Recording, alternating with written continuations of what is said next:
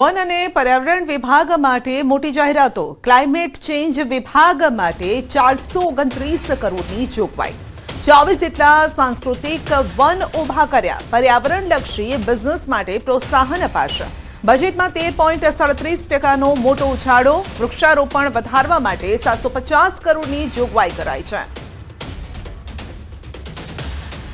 એના થકી જો અમારે 2026-27 આપણે ક્લાઇમેટ ચેન્જ ડિપાર્ટમેન્ટ માટે 429 કરોડની જોગવાઈ કરેલી છે અને એ ઉપરાંત જે બીજા વિભાગો ક્લાઇમેટ ચેન્જ એક્શન માટે જે કામગીરી કરી રહ્યા છે એનું બજેટ લગભગ 15,000 કરોડ રૂપિયા કરતાં વધારે થવા જઈ રહ્યું છે। આપણે દેશને એક નવું મોડેલ આપેલું છે અને જ્યાં સુધી પર્યાવરણ સુરક્ષાની લાગે વળગે ત્યાં સુધી આપણે ઘણું બધું કામ કરેલું છે અને એક નવા અભિગમો આપણે અપનાવ્યા છે। આપણે મિસ્ટી કાર્યક્રમ હેઠળ જે 540 કરોડનો આખા દેશનો ટાર્ગેટ હતો એની સામે 400 સ્ક્વેર કિલોમીટર એરિયા આપણે એમાં કવર કરેલો છે।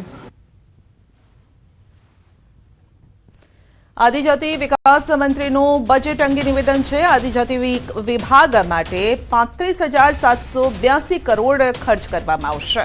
તો નીચે સુધી યોજનાનો લાભ પહોંચે તેવું આયોજન કરાયું છે। પ્રાકૃતિક ખેતી તરફ આગળ વધે તેવું આયોજન છે। વીજળી સિંચાઈ જેવા કામોની પણ જોગવાઈ કરાઈ છે। આદિજાતિ વિભાગ માટે 35,782 કરોડ રૂપિયા ખર્ચાવાના છે। એમાં 25 ડિપાર્ટમેન્ટો એટલે કે વિભાગો કામ કરશે।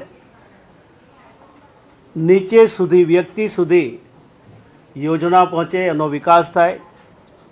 વિદ્યાર્થી લઈને રોજગારીથી લઈને ખેડૂત સારી ખેતી કરી શકે, પ્રાકૃતિક તરફ આગળ વધી શકે એ પ્રકારની તમામ આ યોજનાઓ સાથે આ બજેટની અંદર જોગવાઈ કરવામાં આવી છે।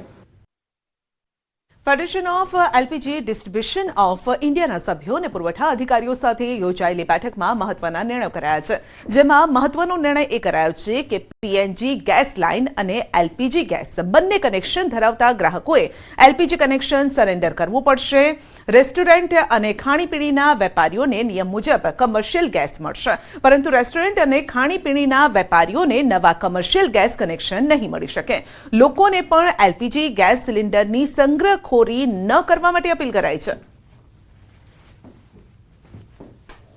ભારતમાં કોમર્શિયલ ગેસ અને એલપીજી ગેસ જે છે તેની અછતની જે ફરિયાદો ઉઠી છે, જો કે જે પણ રાંધણ ગેસના જે ગ્રાહકો જે છે તેઓને એલપીજી ગેસ પૂરતો મળી રહેવાનો છે તે પ્રકારની સરકાર દ્વારા ઇન્સ્ટ્રક્શન પણ આપી દેવાઈ છે અને ખાસ કરીને એફએલડીઆઈના સભ્યો અને એસોસિએશનના જે મેમ્બર્સ છે તેઓની અને પુરવઠા અધિકારીઓની જે છે તે ગઈકાલે પણ બેઠક મળી હતી અને તેમાં કેટલાક નિર્ણયો લેવામાં આવ્યા છે, જેમાં જે ગ્રાહકો પાસે પીએનજી કનેક્શન છે અને સાથે સાથે એલપીજી કનેક્શન છે તો તેઓએ એલપીજી કનેક્શન સરેન્ડર કરવું પડશે તે પ્રકારનો નિર્ણય લેવામાં આવ્યો છે। આપણી સાથે એફએલડીઆઈના મેમ્બર જે છે રોનકભાઈ આપણી સાથે છે અને તેઓ પાસેથી જાણીશું કે ગઈકાલે જે બેઠક થઈ હતી અને તેમાં કયા કયા પ્રકારના નિર્ણયો કરવામાં આવ્યા છે। રોનકભાઈ, ખાસ કરીને જેમની પાસે પીએનજી કનેક્શન છે અને સાથે તેઓ એલપીજી પણ હજુ સુધી સરેન્ડર કર્યું નથી, તો હવે તેઓએ સરેન્ડર કરવું પડશે તેવો નિર્ણય લેવામાં આવ્યો છે। શું કહેશો, શું બેઠકમાં ચર્ચા થઈ?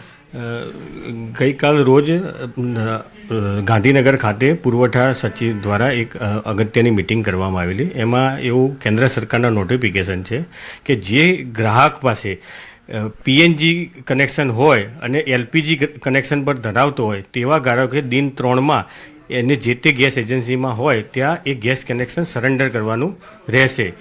કોઈ બી ગેસ ગ્રાહક કોઈ બી એક જ વસ્તુનો ઉપયોગ કરી શકશે, આઈધર પીએનજી આઈધર એલપીજી, કોઈ બી એક જ વસ્તુનો ઉપયોગ કરી શકશે। ખાસ કરીને એક જ ઘરમાં ઉપર નીચે જે લોકો રહે છે, બે પરિવારના અલગ અલગ સભ્યો રહે છે, એકના ઘરે પીએનજી છે અને બીજો જે એલપીજી વાપરે છે, તો એ લોકોને કઈ રીતે એડજસ્ટ કરવાનું રહેશે? જો બે ગ્રાહક બે રસોડા અલગ અલગ હોય તો એને કોઈ વાડીનાર પોર્ટ પર 46,500 મેટ્રિક ટન એલપીજી સાથે એમટી નંદાદેવી પહોંચ્યો છે। ભારતના પ્રધાનમંત્રીના માર્ગદર્શન હેઠળ ઉર્જા સપ્લાય સતત જાળવવાના પ્રયાસો વચ્ચે વાડીનાર બંદરે એમટી નંદાદેવી જહાજ 46,500 મેટ્રિક ટન એલપીજી સાથે પહોંચ્યું છે. આ એલપીજીનો ship to ship transfer anchorage વિસ્તારમાં એમટી BW બેડ્ચ જહાજમાં આજે શરૂ થવાનો છે અને આ પ્રસંગે દીનદયાળ પોર્ટ ઓથોરિટીના ચેરમેન સુશીલ કુમાર સિંહ જહાજ પર પહોંચીને કેપ્ટન અને ક્રૂઝ સાથે મુલાકાત કરી કામગીરીનું નિરીક્ષણ કર્યું.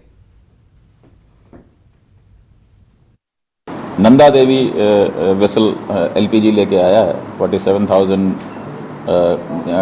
टन्स मेट्रिक टन्स के एलपीजी लेकर के आया है.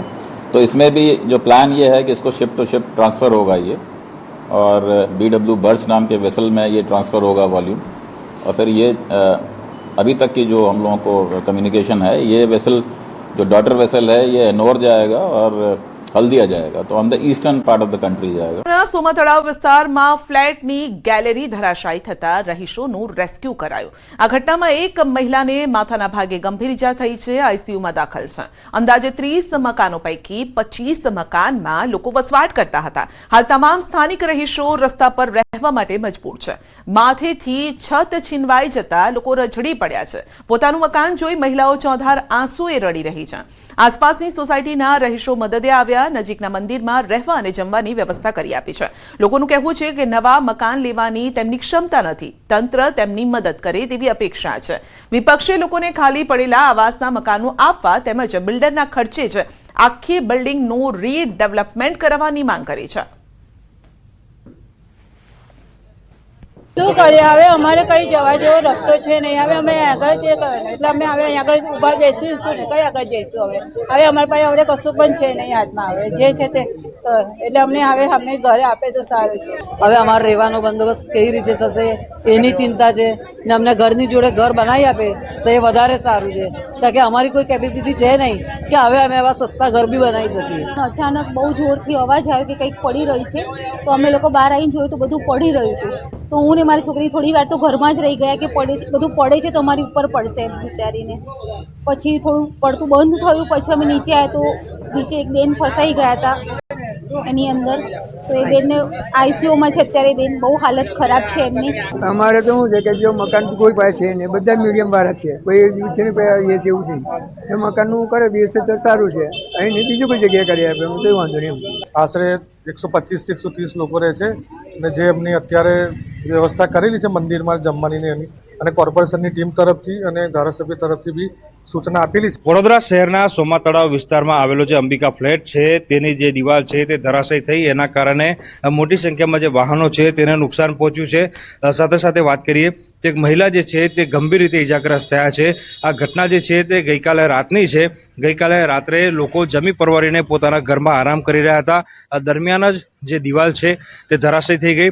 ઉપરના દ્રશ્યો જે છે તે બતાવવાનો પ્રયત્ન કરીશું. નીચે તમે કાટમાળ જો અને ઉપર જે પરિસ્થિતિ છે તે ખરેખર ખૂબ જ ગંભીર પરિસ્થિતિ છે, કારણ કે જે બાલ્કની હોય છે, ગેલેરી હોય છે, તેની જે દિવાલ છે તે ધરાશયી થઈ ગઈ છે અને સીધા લોકોના જે ઘરના દરવાજા છે તે અત્યારે જોવા મળી રહ્યા છે. ગઈકાલે જ્યારે આ ઘટના ઘટી ત્યારે ફાયર બ્રિગેડની ટીમ તાત્કાલિક સ્થળ પર દોડી આવી હતી અને ફાયર બ્રિગેડે સીડીની મદદથી જે લોકો છે તેમનું રેસ્ક્યુ કર્યું હતું અને ઇમારતને વધારે નુકસાન થાય, કોઈ જાનહાનિ ન થાય તે હેતુથી તાત્કાલિક ધોરણે તમામ લોકોને સહી સલામત જે છે તે બહાર કાઢી દેવામાં આવ્યા હતા. પરંતુ અહીંયા ગંભીર પરિસ્થિતિ એ છે કે લોકો જે છે તે રસ્તા પર આવી ગયા છે.